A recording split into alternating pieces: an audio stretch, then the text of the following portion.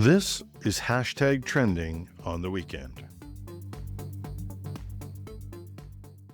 I was weaponized against myself.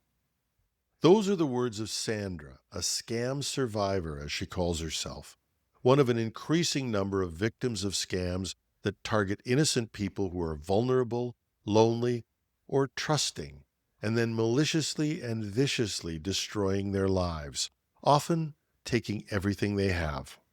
They call it pig butchering. These scammers, scammers is too pretty a word. These are, as we will describe in the show, evil and ruthless organized criminals who crush countless innocent lives without mercy. Which is also why some people, like my guest today, insist on calling the act by this brutal name. Not to shame the victims, but to draw attention to the cruelty. When we say countless lives, it's because it's true. We know the problem is huge. It's many times bigger than ransomware or any other threats. Reported annual losses are in the billions of dollars. Researchers at the University of Texas had estimated that over $75 billion had been stolen from 2020 to 2024. But that's just what is reported.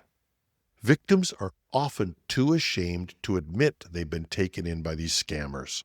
So less than 15% of them come forward by best estimates. The real losses could be staggeringly huge. But that's on a global basis. We can get lost in big numbers and forget that each victim is an individual human being that had their savings and often everything taken from them. In the show, I'm going to ask you to imagine if this happened to you or your family. What if you lost absolutely everything? Your home, your savings, everything. And you lost it because someone betrayed you, a friend, a confidant, maybe a romantic partner. They just took it all and disappeared. What if that was you? What if that was your parents? What if that was a close friend? If you think this can't touch your life, you're just perpetuating the myth. Statistically speaking, someone you love or someone you know has likely fallen victim. And the tragedy can be immense. We've covered stories of suicides on the program, but even those who don't consider that awful step may live out the rest of their lives in poverty and shame. So when we say evil, we mean it. These are indeed organized criminals who will take every last dime if they can, and they do it at scale. These are large, sophisticated operations where other innocent people are held against their will. They're beaten, some are sexually abused, until those victims themselves go out and victimize others, winning their trust, sometimes their love, and then taking everything they have. These large factory operations are growing every day, and law enforcement has had some wins, but never enough resources or support. But one organization is trying to change all of that. Erin West, a former prosecutor from California, decided to fight back and to help others do the same. So she founded Operation Shamrock. That organization started with just a handful of followers and a few resources, but it's grown. It now assists not just victims, but also assists law enforcement to fight against pig butchering. This is a discussion I had with Erin, and we'd love to share it with you. Yeah, my name's Erin West. I was a prosecutor for 26 and a half years, and I recently retired to start my own nonprofit focusing on this scamdemic. And why? You, no, I don't Fair mean that. Then question. you're chugging along with one career, and what causes you to totally toss that and start something else? Yeah, I wouldn't say toss it, I would say enhance it. So, what I was finding as a prosecutor was that we were being hit with a very targeted crime wave run by transnational organized criminals. And what we're seeing and what we continue to see on our phones every single day and in our email are attempts to steal our money. And from where I sat as a prosecutor, I was watching the greatest theft of American money that's ever been committed. What I was seeing was victims coming to me telling me that they had their entire net worth stolen from them. And as I tried to work on these cases as a local prosecutor, I found that our country was not prepared. Our national law enforcement, our local law enforcement was not prepared to respond to that crisis. I found that our banks were not ready to respond to that crisis. I found that everybody needed a lot of education on what was happening. And that was something that I really couldn't do from my spot as a local prosecutor anymore. I'm fascinated by this. So you're working as a prosecutor and you become aware of these. Is this because you were trying to try cases or you'd hear of things? What was the information pipeline that was giving you, that was causing you to say, wait a minute, I've got to do something? Yeah, as a prosecutor for 26 years, you do a lot of different roles within the office. And the role I was doing toward the end of my career at the DA's office was I was working with a high tech task force. And the task force is the go to in Santa Clara County, California, where I live, where cases are too big for local jurisdictions or local jurisdiction doesn't know what to do with this case. And so all of a sudden, starting in early 2022, we were seeing victims come to us and say that I was involved in a romance scam slash cryptocurrency theft scheme, and the results were like nothing we'd ever seen before. The amount of loss, the amount of devastation toward victims was, when I say incredible, incredible in that we had never seen anything like this. And did it start to feel like a wave? Was there a time that start to feel like it was accelerating? It did. It felt like all of a sudden, once we identified what this crime was, we saw it everywhere. And more victims kept coming our way. And I'm a super curious person. When I find something that is new to me or I don't understand, I study it. And so I started to do the background research on where this crime was coming from. And I quickly found out that it was happening at scale out of industrial facilities in Southeast Asia. So it made sense that we were getting inundated with this crime.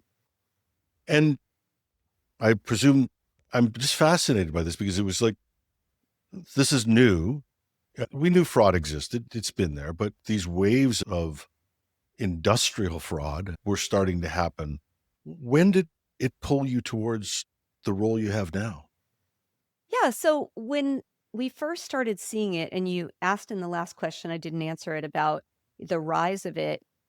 Since March 2022, I have seen nothing but a massive increase in this fraud. I've seen a change in the way that it's perpetrated, and that more and more people are getting hit. And so, from my local prosecutor standpoint, I worked with a team that very much focused on the idea of what if we could, that this was a new type of crime. It was being perpetrated in a new way. Well, let me be clear, it's an old crime. We're going to steal your money, but it was being perpetrated in a new way, and it was using technology that was unfamiliar to both the victim and law enforcement, and that worked to the benefit of the scammers. So, my team developed a strategy for how to claw back some of that lost money and get it back in the hands of victims. News of that spread, we were really inundated with victims coming our way, and we had way more business than we could handle. As this increased, we realized we needed to spread the word, and we needed to be part of the solution of educating law enforcement how to use the blockchain as an investigative tool and help victims recover their assets. For over 2 years, we did exactly that. And at the same time kept raising the volume on awareness. And we're still not at a place where everybody knows what this crime is, but it is something that I talk about 7 days a week and rely on others to spread the word as well. So you're not a technical person. Nope. You've now tossed into this world where you're starting to talk about blockchains. and fraud and all of this stuff. What was that like?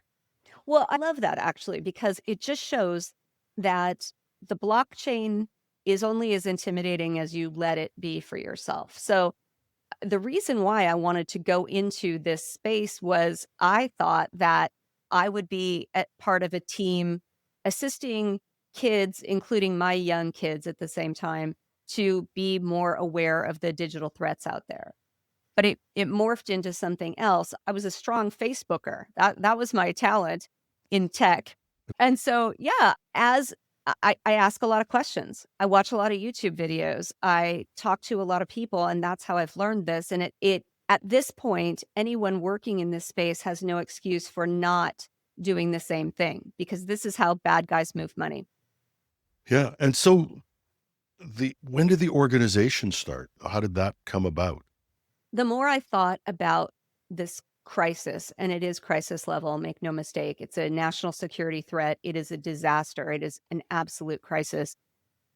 And the more I thought about what could be done, the answers were obvious to me, and they were educate, seize, disrupt. And so I started making that my mantra whenever I started talking about it all the time on LinkedIn.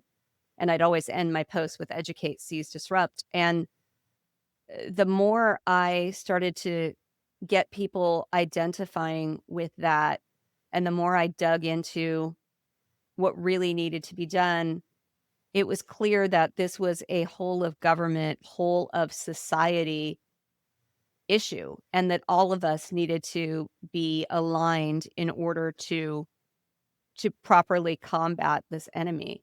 And so I named it. I called it Operation Shamrock because I was looking for something that had a trio. And I thought, oh, the Shamrock has a trio and it's hopeful and lucky. And I announced that I was starting Operation Shamrock. And I didn't even really know what it was going to be. But what I knew was it needed to be named and announced so that we could start bringing people together in a united front. And so you started the organization. Now, what does the organization do? Victims come to you? Yeah. We do a lot of different things. In following the principles of educate, seize, disrupt, it seemed clear to me that we needed 5 pillars of this organization, and they are law enforcement, banking, tech, foreign policy, and victims. And Okay. to move that forward, I found leaders of each of these prongs. I found amazing people who wanted to found this with me, and what we do is we are an organization of action. That's our business. We are not the type of people who are going to sit on a panel and talk about it. We are going to tell you what we did yesterday and what we're doing tomorrow. So, in that vein, just thinking about law enforcement, we needed to bring together the people internationally who do this work. And so I started something called the Crypto Coalition. And it is an online list serve and group and community where we discuss what is happening in cryptocurrency investigations and we teach each other. That group has grown from 85 people in 2022 to 2,300 today and growing. It is the place to be if you want to learn about and have a community of people who will help you learn how to investigate the blockchain. And that's just one of the things we do. Okay. So you educate the law enforcement officers, the people who are trying to do this, hopefully wonderfully with a prosecutor mindset so that they're gathering the evidence. Because I think that is a problem that people don't realize is that police officers are trained to gather evidence in pretty simple physical ways. I don't trivialize that. It's a complex world. But gathering evidence in an electronic world is a totally different effort. And we've seen parts of that. I was watching a trial this week in Canada, and a piece of evidence that's electronic just got tossed out. There's all kinds of issues. Is that the type of thing that you're working with? Absolutely. What we want to make sure is that we are constantly giving best practices. We are reinforcing best practices. We are educating about the nuts and bolts of how to do things. This isn't a theoretical exercise. This is somebody is going to come into your agency this week and tell you that they put money into a crypto ATM. What are you going to do for them? And that's the type of work that we do. And we are there to set up law enforcement for success. We are there to set up a situation where they know what to ask a victim for and they know how to go get what the victim doesn't have. And obviously, there's the technical piece of it. Does it extend into helping the victims deal? One of the things that I've heard so much about is the shame. I talk about it openly on the program. My father was defrauded in the middle of the night, one of the stupid phone call scams. And he looked at me, and my dad was a very well-educated man, a You very know, smart man.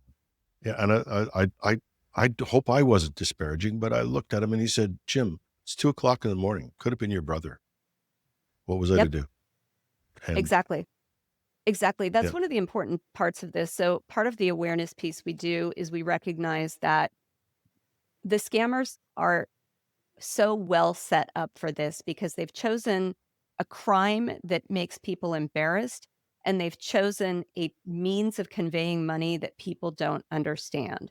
So it's difficult to get victims to report and it's difficult to get these crimes investigated. It's perfect for scammers.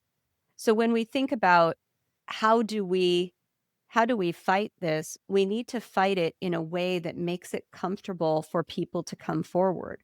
We don't have any idea how big this problem is because we know that if not enough people are reporting it. we know it's billions, and we know it's a terrible thing, and I think we know we've done stories on suicides and things like that that have resulted from this. But it's like the public doesn't it's like we just wanna put it off with petty theft or something, and I think That that seems to be the way it's treated. you're Or absolutely they right. were stupid, they were conned, even worse. You're absolutely right. That until we start taking this crime as seriously as it is, which is an attack on the world's financial wherewithal, a national security threat, we're going to continue looking at it as an old lady who lives with her cats and got taken advantage of.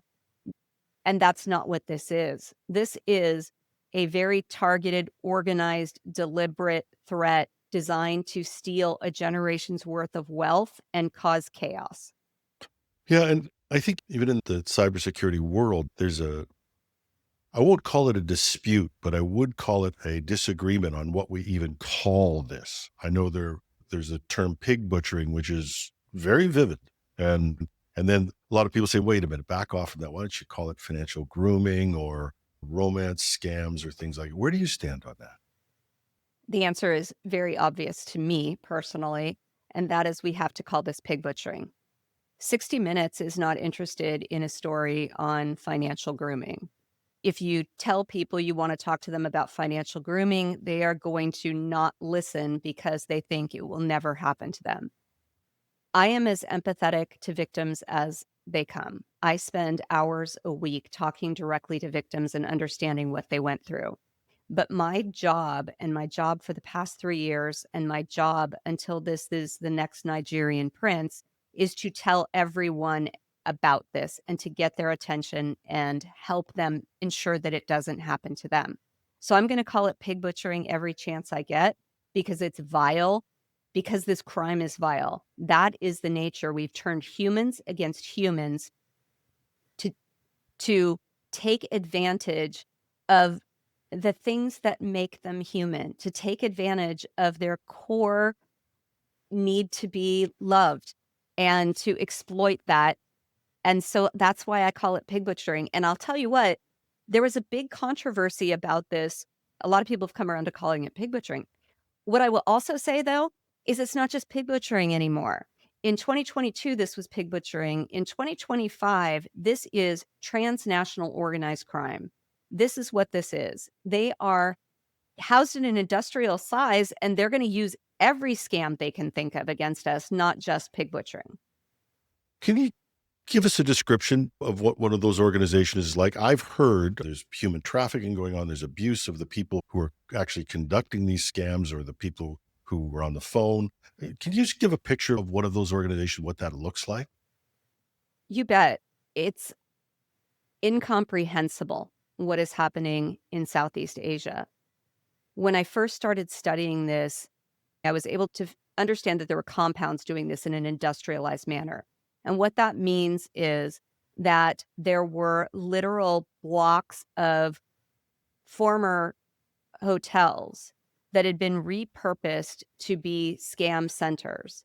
They're run by Chinese organized crime, and they were repurposed to do this type of crime, which requires a lot of human work to get it done. So, in order to find people to do that human work and be the scammers, they had to advertise for jobs. So, they advertised false jobs. They lured people into coming to what they thought was Bangkok to do what they thought was a live work job that was a very white collar. And when they arrived in Bangkok, their passports were taken, their phones were taken, they were put in vans, and they were moved into essentially an armed camp where they went through a gate with guards with AK-47s, and they were now told that they would be doing scam work, and they would be doing that 16 hours a day, and that was the job that they would be doing, and that they would be violently handled if they didn't do that work. And that's exactly what happens, because to try and repurpose people from thinking that they are going to do graphics design work to building a friendship with you and then stealing your money, you need violence to make regular people do that work. The violence is stunning. It is people were routinely and are routinely getting tased. They are getting beaten with baseball bats. They are made to beat their colleagues with baseball bats. They are made to watch as people are beaten up. I've seen bruises, I've seen gashes, I've seen electric burns coming out of these facilities, and there's stories that are even a lot worse than that. And the violence against women doesn't always show itself with a bruise. There's really horrific things going on inside these buildings. I don't know what And you the say. violence. We see these things. We see these YouTube videos of, oh, I'm going to get the scammer and I'm going to humiliate them. And then you think that person's probably going to get beaten when you finish this call because they didn't handle it well. Yeah, 100%. I think that's a message that needs to get out there. There is a lot of acceptance and cheerleading of, yeah, let's torture these victims by making it difficult for them. But the fact is, it makes it really difficult for them on the other side. Can you give me just, and because I want to frame this from the victim point of view as well, and I think it's important. Can you give me a story that would be, I don't know if it's the average, but the type of thing that you would see from a victim point of view in this? Yeah, I'm happy to do that. So what will happen is a victim will get a new friend in some way. And it can be from a text that seems directed to someone else and the victim responds, or it can be they're getting even more clever where they will reach out to you on LinkedIn and say something like, "My niece is considering moving to Seattle. I see that you live there. Can you tell me about the public transportation there?" Or something like that. People by nature want to be helpful and they want to share their helpful information. And so all they are trying to do with any of these methods is to start the conversation. And once the conversation is started, they will drop in a picture of an attractive, usually an attractive young woman, and start the I'm sorry, conversation. that's how I know they're not interested in me. Oh, you are very funny. You're very funny. But that's what happens when we look at reality of what is happening in our world since COVID. We have a lot of lonely people, and the World Health Yeah. Organization will back that. A new conversation is welcome. And that conversation builds and builds. And soon people are spending 4 hours a day texting with this person that ultimately becomes their sole confidant. All of the really psychological techniques are used to isolate that victim and to reframe that victim's way of thinking into this is the only person that I can trust. And over time, that relationship builds. It's a long con. It can go 90 days. All the while, the scammer is showing a really elevated lifestyle. They travel well, they drive a nice car, they have valuable things. Yeah. A friend got involved in one of these, and Mm. she's an intelligent person. She was recently split up, trying to date. Most people do Yep. online dating. And she came back and she met this man. He was living in Cyprus. He had a He'd sailed around the world, and I said, "He's gonna ask you for money." Hmm. And she said, "Oh, don't be silly. We've had great discussions. We've had heartfelt discussions about literature, about art, and all of that." I says, "It's a con." And sure enough, thank God that I did tell her that, because everybody else was minding their own business, and Right. but I Good did for tell you. her that. And Right. when he asked for money, she mentioned it to me. I said, "I told you it was gonna happen, and it's not your fault." No. Said, "This is a bad person. You're not the bad person." But I think that's something that, and a friend of mine the other day, just there's a Facebook thing going around, and I joke about it because, like I said, I'm not looking for romance Right. at all in any way, shape, or form. But sadly, I've got a friend he's older. We're maybe looking for even just conversation. Yeah. Companionship. Yeah. And so they exploit this, build up the trust, and then start to, and I don't think people realize how much money sometimes gets taken from these people. It's incomprehensible that these scammers are really stealing someone's entire net worth. There's a misconception that people are giving their money away to people they don't know. With these type of industrialized scams, they are leading these victims to believe that they have found an amazing way to increase their own personal value by investing in this particular cryptocurrency scheme. And they will show them false profits and they will lead them to believe that they're becoming millionaires. And as that happens, victims continue to add money because they see an increase and they see that it's their account. And so at the end of the day, it's that technique that really decimates people. I've looked at it and said, if all my Yeah. retirement money was gone, what would I do? And that's Right? what situation people are in. They've That is mortgaged their exactly right. home, they've lost their money, and now they're devastated. Is there anybody who can help them? Can they ever get any of that back? Yeah, one of the things that I insist upon at Operation Shamrock is tough love and being honest about what might and what will not work. And I would say that as we develop capability of law enforcement across the United States, we have come up with ways that some of that money might be able to be recovered if victims report immediately. But the nature of this crime is victims are not going to report immediately because it's going to take them a bit to come to terms with what has happened and to be able to get themselves in a position where they feel comfortable telling this story. And that also benefits the scammers. So, what frequently happens is because they don't immediately go to law enforcement, they get on Google and they start looking for people to help them recover their money. And that is a secondary scam, Oh and my people God. are losing yet another $10,000 $20,000 to scammers who say they can get their money back for you. So what I will say is it is highly unlikely that you will recover any money, period. Your only your best and only means of recovery is immediately getting that information in the hands of capable law enforcement.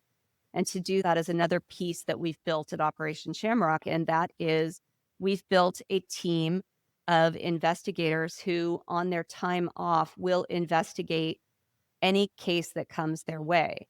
So if you have been a victim of this and your local law enforcement doesn't know what to do, and you've put your information inside the FBI portal, another step to do is to go to operationshamrock.org and fill out a report there.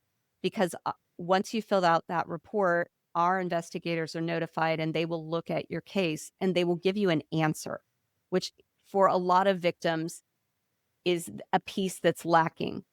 They're disenfranchised. They feel like they're being overlooked. Nobody's taking them seriously. And for a lot of them, what they really need is an answer about whether or not their funds are recoverable. So what can we do as cybersecurity professionals? What should we be doing to support people like you and organizations like yours? So, what I would love is if you go to operationshamrock.org and opt in. Uh, if you are in banking, we have a community for you. If you are in law enforcement, we have a community for you. We are now just developing that third industry community to attack this as well. But as a person, there is a lot you can do in the meantime. You can go to our Operation Shamrock Train the Trainer class. We will give you a deck of slides that you can present at your local library, your local Rotary, or even to a group of friends, or even just get yourself educated on the scams that are out there. You can write your congressperson. We have a template on the Operation Shamrock website that talks about how we need funding for victim services and for law enforcement. You can tell everyone that you know about these scams and how they are operating so that people understand the massive problem that we are facing. Awareness is a large part of a way out of this. And so I want to make sure I get this. So we should go to operationshamrock.org and we can find kits and materials that will help us be able to explain this. And I've been telling people, make a presentation in your community. I'm slated to make one with our community, with the seniors, and I'm a senior, but I think that's an important thing we can do. Obviously, donations, do you take donations? Sure. Probably Yep. something that would be Welcome. expected in a not-for-profit these days. But the other thing is, and I've said this to people, I would like to get your opinion on it. I've told them it's time to have the talk. And the talk used to be between the parent and the child. And now the talk is between the child and the parent, the lonely parent or the lonely person, to sit down and say, first of all, as John Prine said, hello in there. But second of all, you're a target and you're going to be targeted in the same way we do with our employees. You're going to be targeted by scammers. Here's what you have to do. I think we have to have that talk with people around us so that they know that in the same way that we used to say with teenagers, you can come and talk to me about anything. We have to be able to say that to our parents. You can come and talk to me about this. I love hearing you say that's exactly what needs to be done. And there's something I've heard you say a couple of times in this conversation too that needs to be reinforced. And that is, we know you're smart. We know you've had a very impressive career. We know that you have been educated at the best institutions, but scammers will find a way around all of that. And this has nothing to do with your intelligence. This has everything to do with this is their occupation all day, every day. And they've trained with PhDs to know exactly how to manipulate your mind. And so that's an important piece of it too, is I know you think this wouldn't happen to you. We all think that, but it happens to everybody and it won't happen on your best day. It'll happen on a day that you're tired or you're put under pressure. Absolutely. And I've been saying this in the cybersecurity community is Yeah. stop pretending you're perfect. Yesterday, I saw an email from my brother. I haven't heard from him in a while. He's had some real tragedy in his life. I clicked before I thought. I don't do that. But everybody is vulnerable at a certain point. Thank God for endpoint protection, but everybody can be caught at one point or another. We're all vulnerable. I love that you tell that story because I tell a similar story and talk literally every day about this topic. And I was on LinkedIn and I was having a conversation back and forth with a victim who said, I'm not even sure you actually care about this. And I was trying to educate that I do care about it. I went to bed, I woke up pre dawn. I see an email, and the email is from a victim. And I think it's that same victim. And he's saying, I don't think you care. And so I posted on my Facebook about you. And I was like, oh, but I do care. And I clicked on it and I was like, oh my God, that's exactly how to target Erin West. And so that's the thing is that's how Yep. scammers, yep, they're not going to get me with a pop-up on my computer, but if they think that I might respond to something about victims, that's how they get me. So we're all vulnerable. Is there a last message you'd like to leave for our cybersecurity community? Be kind, lead with empathy. When you talk about this in a way that provides support for people you might be talking to that you don't even realize are a victim. That is the thing is this is so rampant and there are so many victims that are not speaking up. If you are talking about victims as being stupid or using language that shows that you're not open to a conversation about this, nobody's going to talk to you about it. We need to change the narrative to we're under attack and you got attacked. I'm an open door for you. I would love to hear your story and educate about your story. So that's my message, that without kindness, people are not going to come forward. So let's give our colleagues, our friends, the opportunity to do just that. And just one final point in there. Is there a story? Is there a triumphant story? Is there any big success that you've had that you want to share? Every day. Every day there is something, and you can always look for the positive. You can get mired down in the negative, but you can also look for the positive. And so what I will say is, I'll give you a great one. In this work, I've become acquainted with other people internationally who are helpers.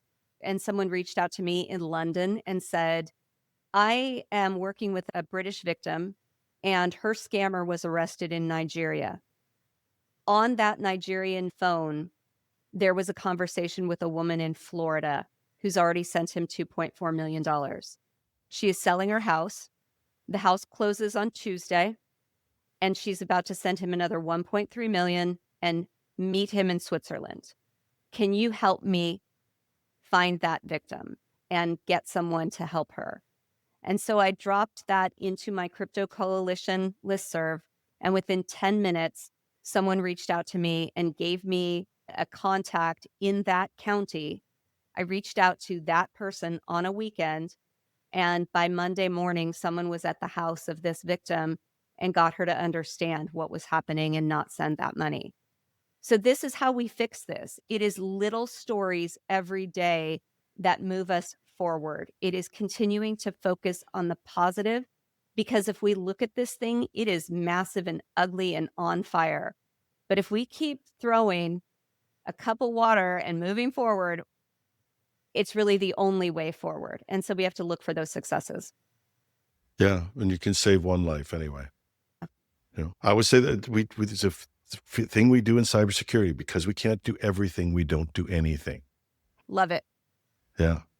So it's just like cybersecurity. Take the steps you can take. One of them, and I'm going to treat you all, I will be on the site today, is operationshamrock.org, operationshamrock.org. Go there after this, have a coffee, look at the site, and get involved. Erin West, you are marvelous. Thank you so much. I'm so glad I get the wonderful pleasure of meeting people across the internet. And this has been a wonderful meeting, and I wish you the best with this, and we will have you back. Thank you so much for having me. And that's the conversation with Erin West from Operation Shamrock. I hope you were as moved as I was, and I wasn't kidding when I said I'd be signing up on the operationshamrock.org website. Nor was I kidding when I said this would be the first of our conversations. I'm sure we'll have her back, and we've already got some follow-up shows with law enforcement, and we'll be asking them some questions about this. Because as cybersecurity followers and professionals, I think you'll agree we may have an obligation to use our skills to help fight this growing scourge. I know I say I'd love to hear from you, and it's true. But on this topic, I really would like to hear from you and get your thoughts. So right after you get to your computer and you go to operationshamrock.org and you check them out, maybe you'll drop me a line too. You can reach me at editorial@technewsday.ca or on LinkedIn, or if you're watching on YouTube, just leave a comment under the video. I'm your host, Jim Love. Thanks for listening.